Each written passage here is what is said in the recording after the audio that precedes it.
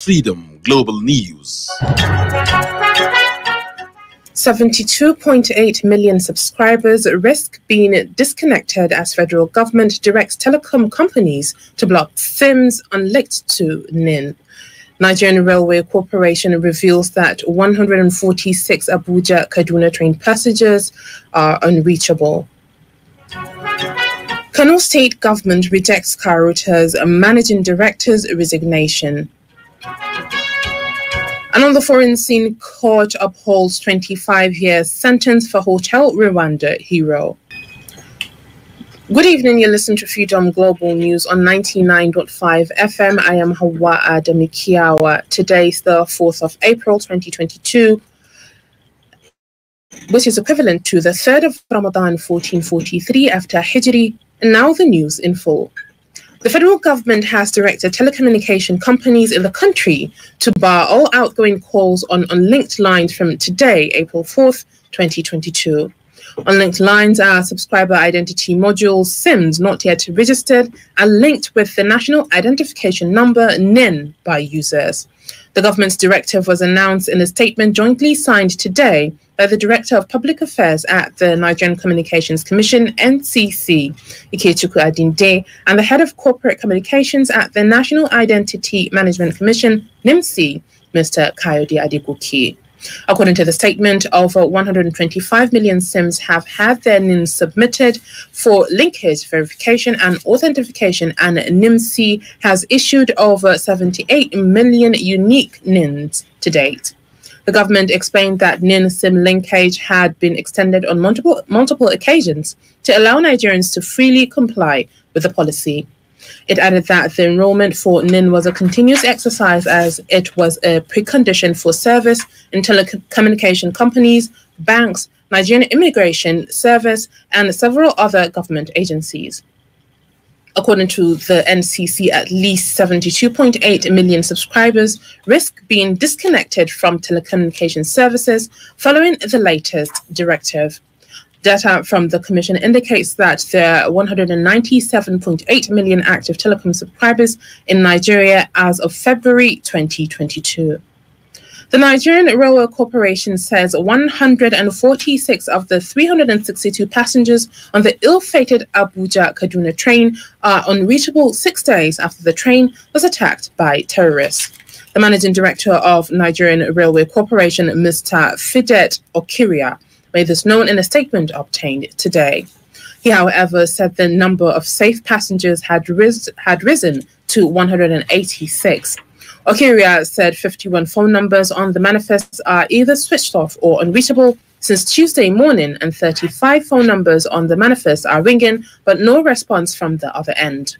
He also noted that 60 phone numbers on the manifest, when called, responded non-existent.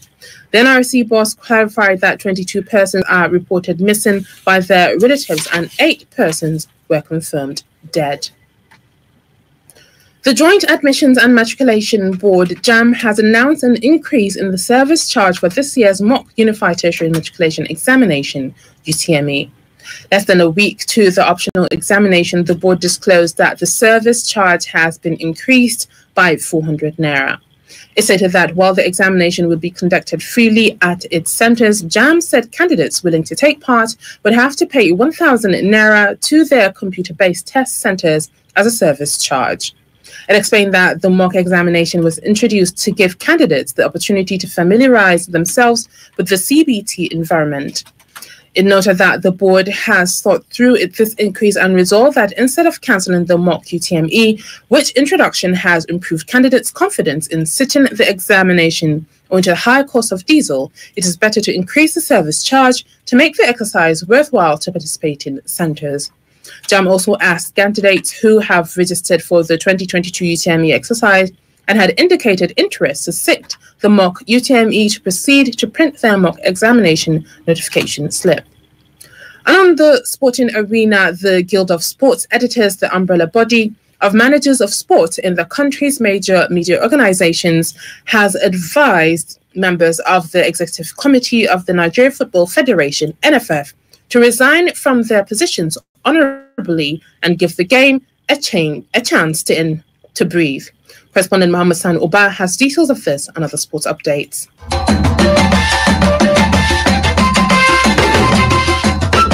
Speaking on the backdrop of Nigerian senior national team, Super Eagles' failure to qualify for Qatar 2022 World Cup, the editors said the board members will be doing the nation a great injustice if they continue to misdirect Nigerian football after last Tuesday's misadventure. In a statement signed by the Guild's Vice President Adekunle Salami, the editors described the decision to sack members of the Super Eagles technical crew as diversionary, adding that Nigerian football need a clean break from the unease of the last 8 years. Meanwhile, Confederation of African Football President Dr. Patrice Motsepe will visit the Total Energies Africa Cup of Nations 2023 host, Cote d'Ivoire, today. He will meet Cote d'Ivoire President Alassane Ouattara, Prime Minister Patrice Achi, and Ivorian football leadership. Dr. Motsepe will also visit some of the infrastructure that will be used for the Total Energies Africa Cup of Nations 2023. In another update, Carlo Ancelotti is a doubt for Wednesday's Champions League first leg quarter-final tie between Real Madrid and Chelsea at Stamford Bridge. Ancelotti missed out on Madrid's 2-1 victory against Celta Vigo last night, having tested positive for COVID-19. And on tennis, Poland's Iga Swiatek was confirmed as the new Women's Tennis Association #1 in the rankings released today, replacing the retired Ashleigh Barty.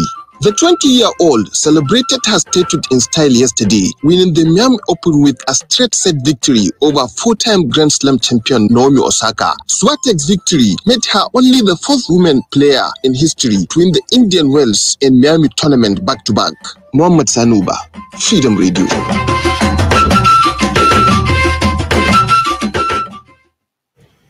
The Global News is coming to you from Freedom Radio 99.5 FM. You can send your comments, opinions, or watch us live on Freedom Radio Nigeria on Facebook.com. You can get the link to the page on our website, freedomradionig.com.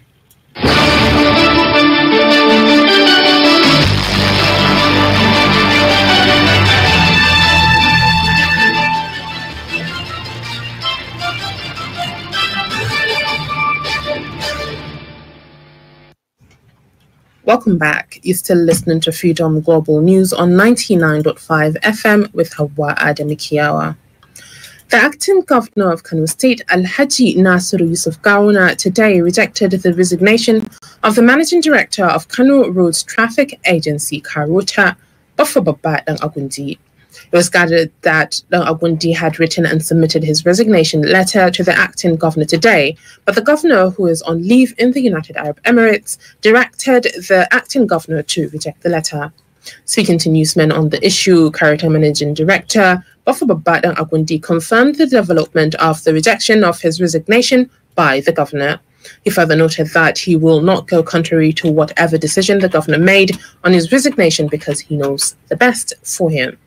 On the reason behind his resignation, Baffa Babba Dan Agundi said he would want to further his political ambition of contesting, but all that has to wait for the decision of the governor. And on business, Anas Muhammad Mandi has updates. The total international trade in agricultural goods in the country stood at 3.24 trillion naira in 2021, with the import value exceeding export value by 2.23 trillion naira. Findings revealed that despite interventions by the federal government to diversify trade, security concerns have driven a lot of farmers out of their livelihood. Figures obtained from the National Bureau of Statistics revealed that while Nigerian farmers exported goods worth 127.2 billion naira in the first quarter of 2021, the country imported 630.2 billion naira goods. In the second quarter, agricultural goods worth 165.27 billion naira were exported, while import value was 652.08 billion naira. Meanwhile, the federal government has been urged to give more support to micro, small, and medium-scale entrepreneurs by providing more enabling infrastructure like roads and electricity to diversify and improve revenue for the country. The president of the Organization of Youth of International Trade and Commerce, Mr. Chinedu Amadi, stated this at a workshop in Lagos, organized to educate entrepreneurs on better ways to package their products to meet international standards.